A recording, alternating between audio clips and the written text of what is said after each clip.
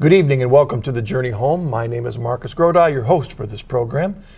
Every week I have the great privilege of introducing to you men and women who, because of their great love for Jesus Christ, were drawn home to the Catholic Church. Now, some of these guests each week come from deeply committed Christian backgrounds, and because of their Christian journey, they eventually find their way into the church. Some of our guests, though, come from backgrounds where God wasn't even a part, wasn't even on the screen. And that's more like our guest tonight, Ronda Chervin. You've seen Ronda on other programs, EWTN, well-known philosopher and writer. She'll share her journey in a moment. This evening, she's a former atheistic Jew, and we'll find out that whole journey in a second. But before we go there, I want to remind you that you're an absolutely important part of our program. So if you have a question, give us a call at 1-800-221-9460, or outside North America, you can give us a call at 205-271-2980, or you can send me an email at journeyhome@ewtn.com. Rhonda, welcome to the Journey Home program. It's good to have you here. You know, our paths first crossed about 13 years ago. I saw in Steubenville. Yes. That's when we moved to Steubenville about that time, and you moved there just a little bit after us. You were teaching at Steubenville at the time? Yes, I was. Yes. Teaching philosophy. And I have to admit that my evangelical Protestant background, my particular slant, had no place for philosophy at all. But my first book on philosophy I ever read was your wonderful book on the love of wisdom. An excellent book. Brings it all together. And it was a great introduction for me, and I thank you for that. And well, that was primarily Monsignor Cavan, who was a great theologian and philosopher, and I helped him write it. Oh, it was just a great book, and I thank you for that. But I'm going to get out of the way. Every week I ask the guest to begin by giving us a little bit of your background. So why don't you share us your spiritual journey before you became Catholic? Well, many people go around saying there are no such thing as atheists. You know, that's C.S. just Lewis a kind of joke. made that statement, right? And that really isn't true at all. There are people like me who were brought up as total atheists, who never went into a single religious building, who never read the Bible, who thought of God as similar to the Greek gods. Like there's this sort of cultural thing that some people believe in, this silly myth. And I was brought up that way, as totally atheistic, and we considered that anyone who was religious was either weak or stupid or both. And that was it. Wow. So is that the way you were brought up to think about your Jewish ancestry then, and the whole Jewish heritage? Well, actually, my parents, being total atheists, they never emphasized that we had a Jewish background. In fact, I didn't even know that for years, until in the public school. We were in a Jewish neighborhood, and when Jewish holidays came, everybody, the whole school cleared out except for one Catholic, one Protestant, and my twin sister and myself. And so we were complaining, why do we have to go to school? And my parents suddenly said, well, you are Jewish, you could stay home. But that was the first time I ever heard of the idea. And this was because partly it was the atheism, but partly there was such a stigma attached to being Jewish that many Jewish people would never emphasize that fact. Yeah. I mean, it's one thing that if you were a very deeply religious Jew as well as a religious Christian, you would accept some suffering that would come your way as a result of persecution for your faith. But if you had no faith, you might as well deal we with were that religious actually heritage. mildly discriminated against because the other kids' parents didn't think we'd seemed like them. Most of them would have been Reformed Jews of the type who go maybe, twice a year to the synagogue. But when they found out that we were atheists, they didn't want their kids to visit with us and things like that, because they didn't know what that was. In fact, that was one of my first introductions to the Catholics. Was we were living in a neighborhood that was mostly Jewish, but also very Catholic, but they were all hoodlums of the type of West Side Story. So this little group of hoodlums accosted me and my sister on the street, and were trying to figure out what religion we were, probably in order to beat us up. And So this was They had to before, figure out which this words was- to use to attack you, though. Yeah, this was before we knew we were Jewish. So they asked us first, "Are you Jewish?" And we said no. And then they said, "Are you Protestant?" And we said no. And they said, "Are you Catholic?" And we said no. So they said, "Well, what are you?" And we said, "We're atheists." Well, they had never heard of atheists, so they let us go. So I didn't have a very good feeling about Catholics as a result of this. They were all bullies. And however, in some strange way, I began to be drawn toward Catholic things in a way that's so miraculous and unfounded in anything of my past. For instance, when I went to an out-of-town school, for the first time I was buying things to pictures to put in my little dorm room, and I picked out this picture of Dali's Christ. Now, why?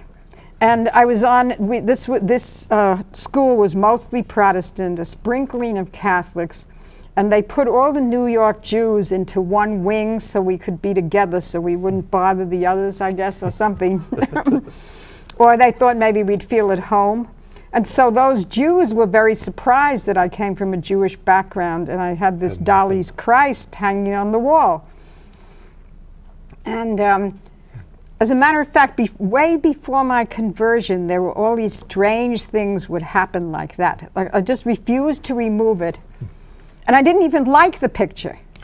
So it was very strange that I picked it out. And then again, I went into this museum and there was Dali's Last Supper, which I don't like either in terms of an artistic rendition at all, but I felt mesmerized by the picture. And I just stood in front of it almost in a trance for 15 minutes. So I think Jesus was just trying to reach me in any way that he could. These are probably things that you look back later on and you kind of saw little places where God was dipping into your life, getting your attention. As an atheist, at what point did you start getting drawn to philosophy? Because I know that became so important to you. Well, because I was looking for meaning in life, and I couldn't figure out the meaning of life. And since life is pretty tragic, I thought, well, if I study philosophy, these are people seeking truth, I'll find truth. But in fact, since the schools I went to were totally skeptical, unreligious schools, all they taught us was skepticism. They didn't teach us any truth. So by the time I hit graduate school, I hadn't been able to find love either. I was, a kind of searching around in love affairs with different people, hoping to find something exciting in life. But I didn't find it in that way. Either they didn't like me enough or I didn't like them enough. Nothing ever worked out. So by 21, I was ready to just give up on life and commit suicide because I didn't see any reason why you should live just to suffer. And I wasn't finding truth through philosophy. I was wondering, your move from atheism to philosophy in itself represents a search, right? I mean, yes. That in itself is significant.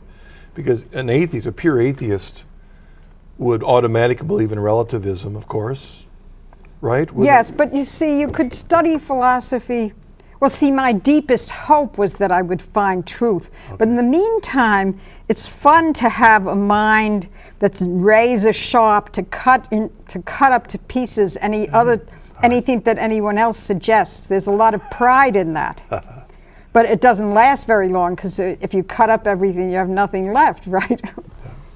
Well, I remember when I read your story that this time that you're talking about feeling suicidal, that actually you had isolated yourself, right, from the students in the graduated school. Instead of living with the dorm, you had actually sought the desire to be isolated. Wasn't there a time you went through that? Yes. So that you wouldn't be influenced by the other ideas? I don't know why I did that exactly, but it pushed me further into despair, living alone.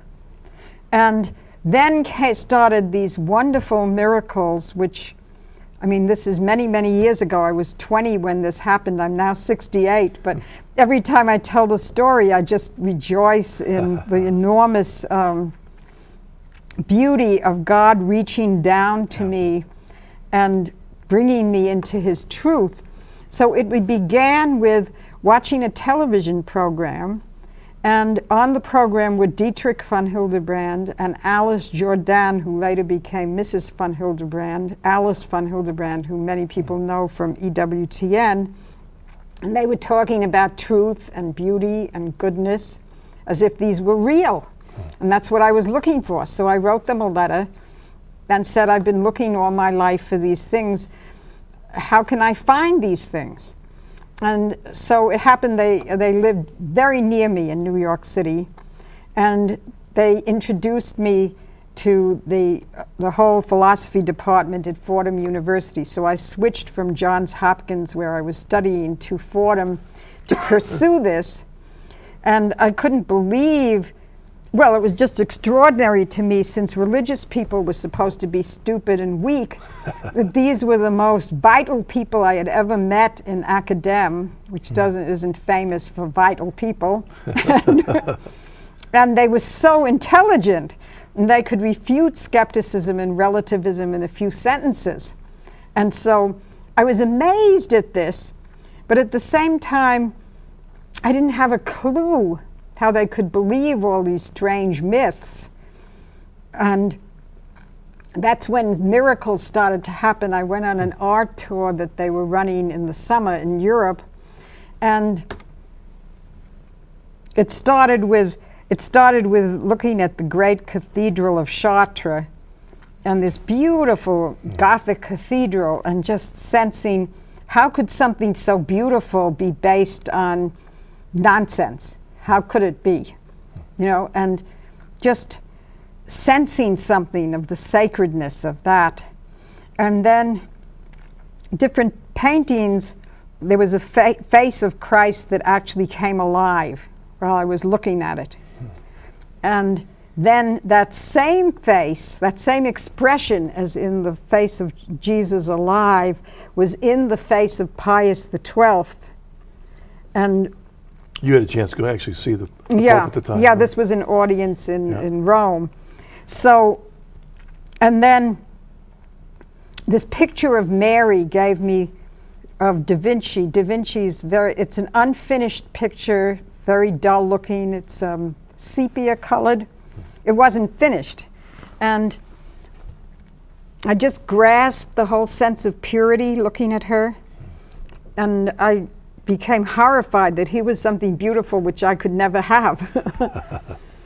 You know, of course, I didn't understand at that point that you can become chaste afterwards, even if you've lost your virginity. You can become a chaste person. So I was so attracted to the beauty of this and these things that happened. But then, being such an intellectual, I couldn't just go on that. So I started then reading these great apologetics books, particularly Chesterton and Newman and C.S. Lewis. Even though C.S. Lewis wasn't a Catholic, many, many people came into the church through him. He was a bridge. He was a bridge because, well, he has this basic point of view, which is what most atheists, if they read the Gospels, would think, well, this Jesus was a great religious sage of some sort. He was a really good man.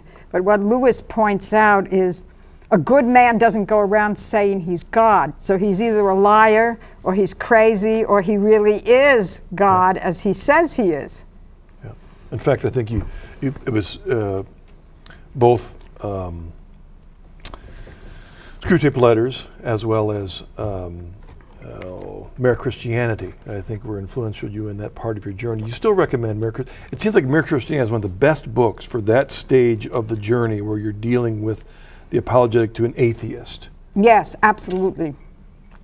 Because of that very question you've said. And I think even you mentioned a little earlier that when you had your encounter with the von Hildebrands, again, I want to bring this out in your story, because in the story that I read, your account, you mentioned one, for example, of the philosophical arguments that proves the absurdity of the idea that nothing is true. Mm-hmm. The idea that that statement itself disproves the reality that nothing is true, right? I mean, didn't you get that from? Yeah, no, I got that from Augustine and philosophy classes.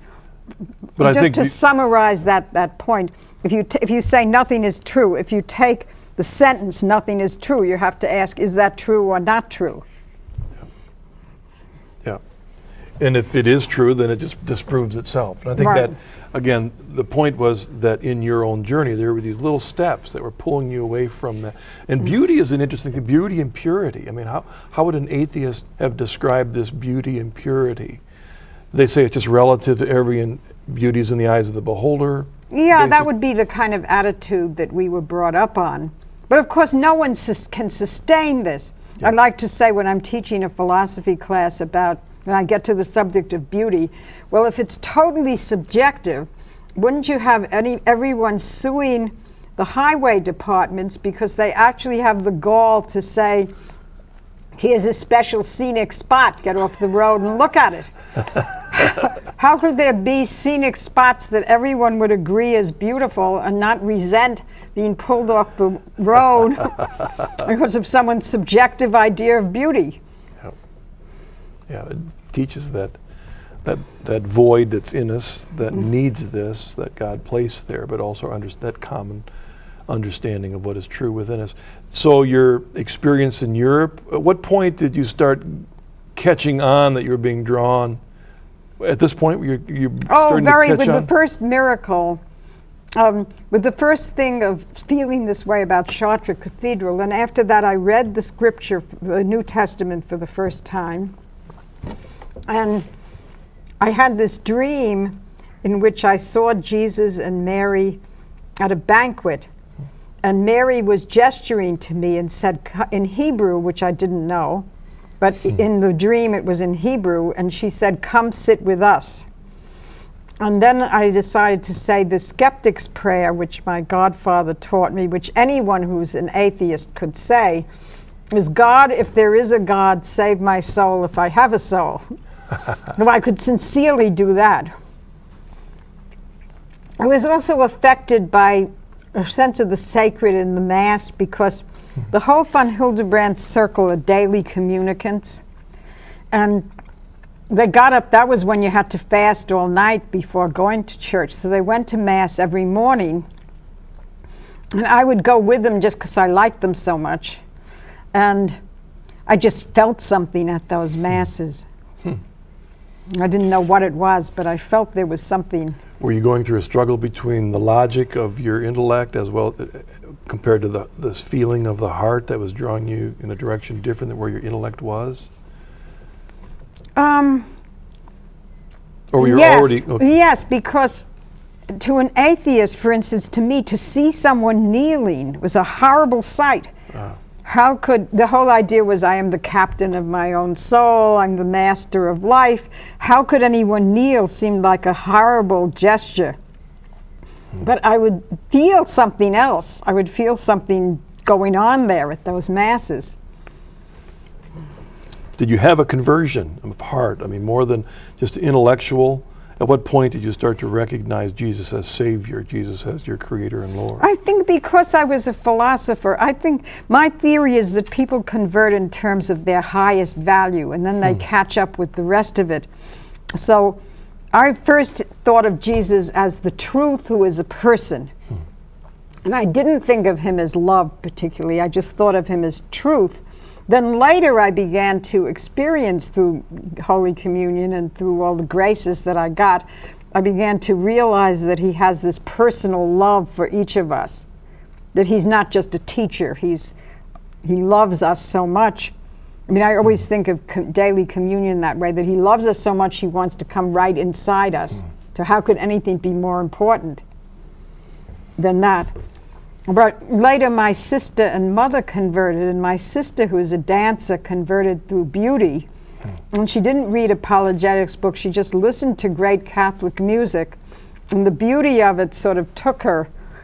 And my mother was most interested in friendship, and she converted through the many friends she made who were Catholic that began to reach her. I was thinking that your career then originally was in the direction of more of a skeptical, atheistic, like you said, coming up with all the right answers to be able to cut down anybody who had an idea of to where this conversion intellectual conversion as well as heart, then sent you off into a love of philosophy and a use of philosophy for the defense of the faith. Is that right? Were you a Thomist? Is that the direction you ended up in? A mixture. Well, no, I'm a sort of mixture of von Hildebrand's philosophy, which is a Catholic it's called phenomenology, but that's a long word. But it's a more contemporary way of doing philosophy, but it's certainly complementary. I mean, I teach the Thomistic central truths of St. Thomas. I always teach as a philosophy teacher. And then also mixed into that would be a sort of Catholic existential approach. What did you find as you came, besides the fact just the reality of truth, the reality of God, the reality of Christ? Were there any other Catholic issues and doctrines that were hard for you to accept, or aspects of the Catholic faith that were particularly difficult for you as you made the journey in? The moral teachings were extraordinary to me because I was so immersed in the culture of skepticism and relativism. But I studied them very carefully in ethics, so I came to see the truth of each of these teachings. The pro-life issues, I mean, would have been a drastic difference from probably where you'd come from. Oh, for sure. Yeah, it was considered that abortion was a great gift to mankind in the circles I moved. So what your old friends think about your journey? Well, the most important people in my life became Catholics, including my husband-to-be, who came from he came from an Orthodox background, became an atheist in his youth, but was seeking Christ. And his story is wonderful. Unfortunately, I'm a widow and you can't have him on the program because his story was amazing. Didn't you write his story, didn't you? Yes. Yep. As a little kid, he lived in the Jewish ghetto like you'd see in Funny Girl, that whole area. And one day he walked out of the Jewish ghetto, found the public library, and started reading from A to Z. And he eventually came upon Jesus, and he loved him as a Jewish figure. See, this is the thing. After becoming a Catholic, I realized how Jewish the Catholic religion is and got more in touch with my own Jewish roots. And so he was trying to find this Jesus, and he thought if he married me, who was a Jew who became a Catholic, he'd find Jesus through me, which eventually he did. Now, what are you doing now? You're in the church, you've taught philosophy in the church, you've written many books. What are you focusing on now? Well, I live in a Catholic village presently in Arkansas. It's called Star of the Sea. It's not a lay community, it's a village. It's where people, all of whom are very, very strong EWTN type Catholics, built houses and condos. I'm renting a little condo. Arkansas is very cheap. It's a lovely place for a person. I'm on Social Security and a pension, and it's very easy to live there because it's very reasonable. But besides that, what attracted me to this place is there's a little group of Jewish converts who are working on evangelization of the Jewish people. I mean, that's one of the main points I would like Catholics to understand, is that you can't just say, well, Jews have God the Father, we have God the Son, so leave them alone. Most of them are riddled with skepticism. You know, even the ones who are Reformed Jews have a lot of doubts about whether there's a real personal God who loves them, whether there's life after death. I just wish people would all pray for the Jewish people to find Jesus as their Jewish Messiah. So we have a little group working on Jewish evangelization. Some of them have been on this program, especially Marty Barrick, author of Second Exodus. And so we're working together on projects. But besides that, what I'm working on is the possibility of becoming a consecrated widow. I was widowed about 11 years ago, and I started searching in all different directions. I joined an order for a while, a young order that takes older people called Handmaids of Nazareth, and that didn't work out for me. And I tried all different kinds of things, but what stuck the longest as something that I'd really feel called to is being a consecrated widow. And the Vatican is looking into this. It's like consecrated virgins, but many people don't know about them either. The basic idea would be, in the Acts, you have the good widows and the bad widows. And the bad widows in the book of Acts. Yeah, right. No, the bad widows are gossipy alcoholics, basically. And I could see, as soon as I became a widow, I could see why this happens, because you're no longer rooted in your home, and you go around to visit friends because you're lonely. And as you move from house to house, you bring the gossip from one house to the next house. And with the drinking, you know, many people are used to having a cocktail or a glass of wine or beer for dinner. Well, if you're very lonely and miserable, you might decide that having 2 of these is better than 1, and you could augment that. That wasn't my case, but you know, certainly a lot of just you're wrenched out of your behavior pattern of before as a widow. So the good widows would spend their time praying, being in church, and helping especially younger women. And they just lived for Jesus and the church. I call that having Jesus as their second bridegroom. I wrote a book called The Widow's Walk, where I researched the widow saints, and many of the widow saints wound up founding orders or just living an interior life of Jesus as the second bridegroom, see?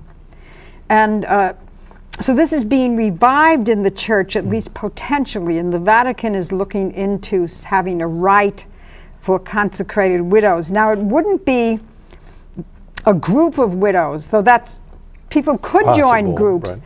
But the idea would be that you as an individual widow, perhaps living near your grandchildren or rooted in a certain place, nonetheless, the steps that you would take would be to make a private promise not to remarry, and then each widow would work out their own description of how they want to live this. So for me, a key thing is simplicity of life, because when you're married, you have to compromise with your husband's ideas about how to handle money and possessions and so on and so forth. But very soon after I became a Catholic, I developed this feeling of this sense. There are all these people you see in the, you know, everything that comes across your desk for donations is these pictures of these mothers with the starving babies. And I can't get away from this thought. Any luxury that I buy could feed that woman. Now, it didn't become concrete till Mother Teresa of Calcutta started working, because then I knew here is a place where if you send money, you can trust it. Just like I like to give to EWTN, because I trust EWTN. So as a married woman, you have to, just as St. Paul says, you have to please your husband. So you can't just give away half your income to the poor, because he wouldn't like it. My husband certainly wouldn't like it, have liked it.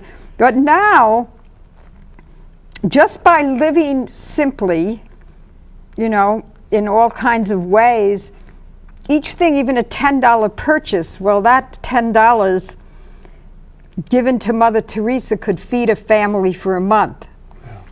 And so I love being free to live that way. But each woman who is going to get in, trying to live simply, each widow, it's what you have to, a luxury is not something that you need for good reasons, like I need money to visit my grandchildren. I have to save money out for that. And other people have other needs that are very important, which don't fit under luxury. I mean, many people don't know that the social teaching of the church, Paul VI says, Catholics should lead a simple and austere life. Now, how can it be simple and austere if you can't even find the clothes you want because the closet is so stuffed? See? So a lot of people have gotten into almost a mania of collecting objects, or it's called even shopaholicism. Yep. You know, they feel they have to keep collecting more and more. Well, this is certainly contrary to the sense of the gospel. You know, I was going to say that I think your website was listed earlier, rondachervin.com, right? Is it? Yeah, www.rondachervin.com. No H in Ronda. It's a Spanish Ronda. It's not a Welsh H Ronda. RONDACHERVIN? That's correct. .com. Yes. And you may pass on some of your comments and thoughts about this, because and we're going to be back in a moment with some questions and maybe talk about this issue of really what you're talking about, living out the gospel. I mean, really, that's essentially what it is. It's just we don't always take it so seriously, and to a certain extent, where a widow or widower might only judge their life on what it's lacking based on what they'd always had. They may miss the fact that they've been given also a great gift right now, a freedom to truly serve in a way that they may never have been able to serve before. We'll talk about that in a bit when we come back. See you in a bit.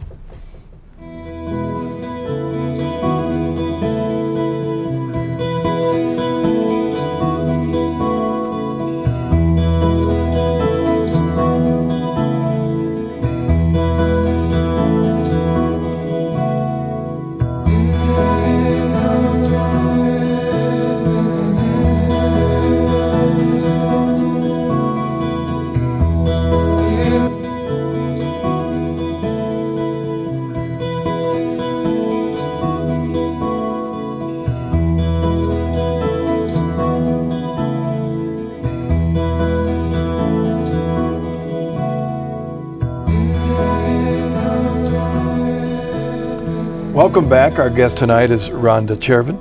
Rhonda, thank you for summarizing, a long life in a very short span. Thank you for doing that. Maybe later we can come back to some more of your questions, some more of your thoughts about consecrated widows. And well, if people go to my website, I have a button on it about this, which tells exactly what you would do if you were interested in it. Very good, very good. Let's take our first caller, Bill from Missouri. Hello, Bill. What's your question? Hello, Marcus. Thank you for taking my call. Sure, Bill. Shalom, Rhonda, my dear friend. I promised you I'd have a question. Bill, you told me. And here's my question. I'm actually asking this question for my son, Keenan.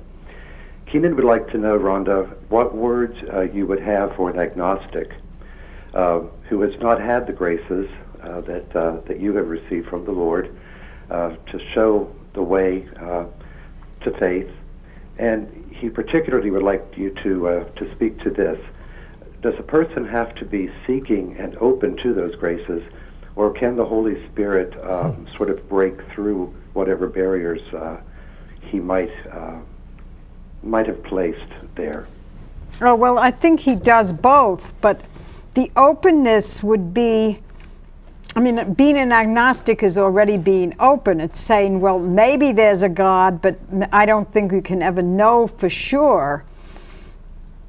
I would liken it maybe to someone who's not sure they'll ever find the person that they would love, who they would want to marry. You'd have to be somewhat open, but then you could be very surprised because someone in your life who you might have just thought of as just a friend, you could begin to realize there was much more there. William James makes that same comparison. He says, a person who's always waiting for absolute proof that this is the right woman will never find it. You'd have to, but would you like to miss the whole experience of marital love because you were a skeptic? So certainly God's grace can break through every barrier. There's no way to explain why an atheist little girl would suddenly want Dali's Christ on her wall. You know, that's just a breakthrough of grace. I would think that you'd have to pray. So you have so much to lose if there is a God of love and you're not in touch with him, that you should certainly be seeking. And the seeking would be just openness. See, God is going to reach you in terms of he knows you as an individual. Over and over again, I'd see people like my husband would have some, before he became a Catholic, he'd have some religious experience that would push anyone else into the church immediately, and it wouldn't hit him. But what finally hit him is his Jewish Orthodox mother was dying in Washington, and he said, if I get there in time before she dies, I'm going to start taking instructions in the Catholic faith. And she was there. So she, who was certainly not pro-Catholic, became the instrument of his conversion. So God knows what will reach you in a particular way. But then there's so many beautiful things in the universe, in spite of all the pain and sorrow, that certainly there ought to be an equal chance that there's a God behind it, a personal, conscious God behind it, as there isn't. So if you're an agnostic, why do you want to bet on the side that has the least to offer? Sounds like Pascal's wager a little bit. Yes. I think it was in Father Dubé's wonderful book, Fire Within, which I highly recommend to any of you out there who really want a good challenge on prayer. I'm sure it's available on Religious Catalog. Ron, I think he made the comment in there that the mystery of God's grace is such that there's only really one thing that we can choose freely, and that is against God. That everything else is affected by grace. The one thing we always have that freedom to do is to turn away from God. He can't force us. But everything else is in a mysterious way empowered and enabled and encouraged by different aspects of grace. And what I remember that statement made me think about is the most important thing we can do for someone is pray for them that God would send grace into their life to cut down all those barriers and walls so that they would have the power to choose, and that therefore maybe they would break down. Sounds like your husband was holding tight to that ability not to choose where someone else may have by that grace. But God never took that freedom away from him, right? Right. But yet made the beauty of things slowly chip away at pride and other issues until he's willing many to people feel, well, how could they believe in a God of love because there's so much suffering, particularly their own personal sufferings or sufferings of people that they love, which they can't accept. And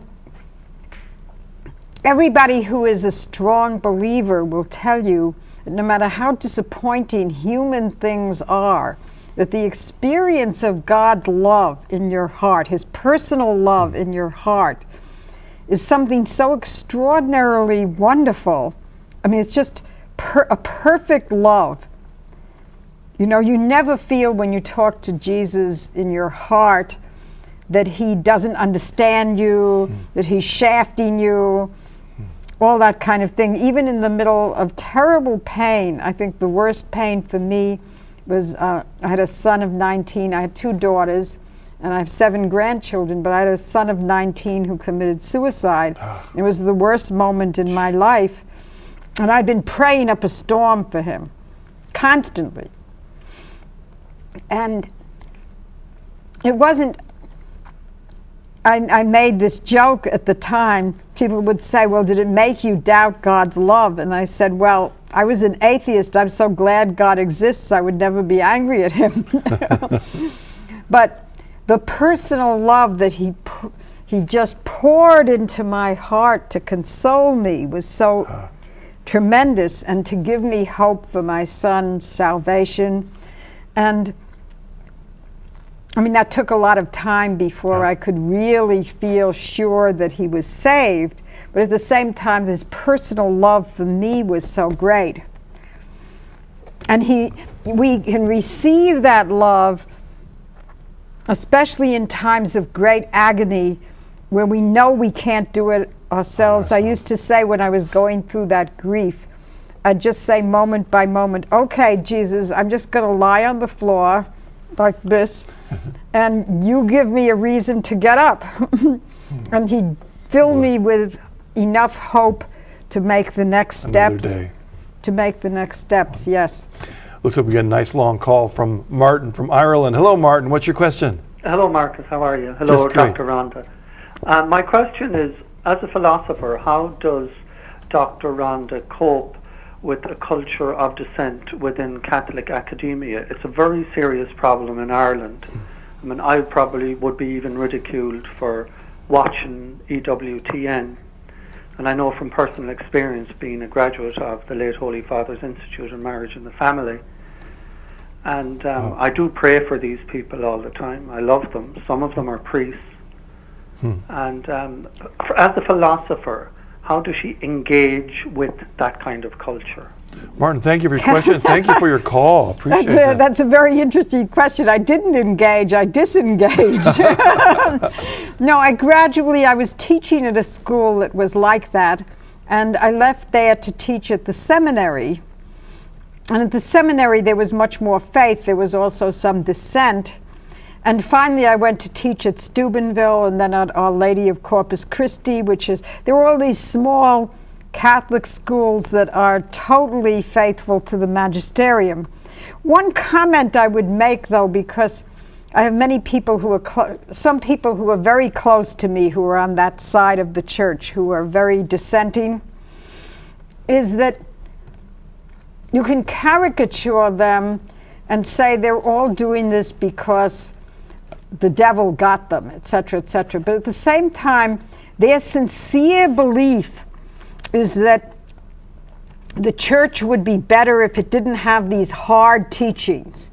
They want to make the church available to more people by getting rid of these harsh teachings. They want to make it more palatable. And they think they're right. Yeah, they think they're right. It's not that they're all insincere sinners who are just rationalizing their own behavior. Of course, that exists, but that's not the only reason. So I do better when I have to talk to people, especially people who are very close to me, if I just try to meet them in the place that's still the common ground that we still have together, which is maybe love of the Lord, not obedience to Him, but love of Him, or love of God, or love of beauty, or love of the rosary, or just anything I can find, and especially Catholic spirituality. There's a lot of Catholic spirituality which is genuine, which even people who dissent still like to read. And so I've given up debating with them because by now the premises are so opposite. Yeah. On the other hand, sometimes I can reach people who are wavering, who have never really considered these issues, by very forceful defense of hard teachings of the church, to try to show them why these teachings are correct. But I don't think you can reach a hardened dissenter because they've just lost so many of the basic premises. On the other hand, you can't really say that because there are priests who originally dissented from the church's teaching on contraception who turned around, who began to see that just as Paul VI had said that there was a domino effect from contraception to abortion to practicing homosexual acts, etc., etc., people began to see this, and some of these priests turned around and are now strong defenders of orthodoxy. So it's not, we don't want to make it seem hopeless. Well, again, it's an issue of grace. I mean, it's not merely going to be an intellectual argument. Often in the dissenters I've known, there's so many other issues that are behind why they're dissenting, that by just dealing with the dissent, you're not really getting down to the main issue. And it's so difficult to crack through. So you pray for grace and you befriend them. I think I liked your argument in the sense that Wasn't it St. Thomas that said no one can intend an evil? Wasn't that, in other words, they do what they're doing because they think it's good, even though it might be wrong, but they think what they're doing is good for the church. So they're sincerely committed to it, even though it may not be necessarily good. Well, they're sincerely wrong maybe, but they believe it's right or good for the church. Well, maybe there's something we can build on, but it is a frustrating thing. I'll get myself in trouble for saying this, but sometimes I think that our Holy Father recognized that many of those at that level, that age, that are so solid in their dissent are beyond our ability to reason with. We pray for them. But yet, now the emphasis on World Youth Day over the last number of years is recognizing that here's the young people that we need to make sure they have their solid faith, because they're the ones who are going to fill these shoes as they learn their faith. Well, what I found when I was teaching at the seminary, which was very heartening, that the vocations are coming from the obedient magisterial families for the most part. And so at least 80% of the seminarians were very strong on orthodoxy, Eucharistic adoration, and they would influence the seminary to put in more Eucharistic adoration and things like that. So these are the people who will be the leaders in the future. Yep. Let's take our next call. Brian from Ohio. Hello, Brian. What's your question? Hi. Thank you for taking my call, Marcus. Sure. My question is for Rhonda. And in looking, we see that the New Testament is the fulfillment of the Old, and that Catholicism is the completion or the fulfillment of Judaism. Do you think that it's easier for Jews who are thinking of converting to Christianity, that it's easier for them to convert to Catholicism because it's easier for them to relate to compared to if they were to convert to maybe Protestant church or Bible Christian church? Thank you. Well, depends. See, there are many factors around that question. An Orthodox Jew will recognize in the Catholic Church, well, there's the eternal light is the light before the tabernacle. There's all this ritual which is like the Orthodox ritual. So they can more easily move from Orthodoxy to the Catholic Church. However, a Reformed Jew who's immersed in societal patterns, especially contraception and divorce, will be will be much more comfortable in a Protestant church that doesn't have such strict moral teachings, of course. So it's very come from. Yeah. Yep. You see, in many Protestant churches now, you don't have to change your life that much if you become a believer. So there's that problem there. All right. Let's go to Tina from Florida. Hello, Tina. What's your question? Hi, Marcus. Thank you so much for your ministry. Sure. I love your show. Thank you, Tina. I grew up Catholic, and I've been away from the church for 24 years, and I've just recently returned. Welcome home. Oh, it's good to be back. Dr. Rhonda, you really filled my heart with hope for my nephew. My youngest sister fell away from the church and is still away from the church, and she raised her children unbaptized and without taking them to church or anything at all. Her oldest son is proclaimed atheist, and he is now going for his doctorate in philosophy. And I was filled with great hope that in his studies he might also find Jesus, the truth that he seeks. I pray for him. I go to daily mass, and I pray for him every day. I tried to point him to Thomas Aquinas' Summa.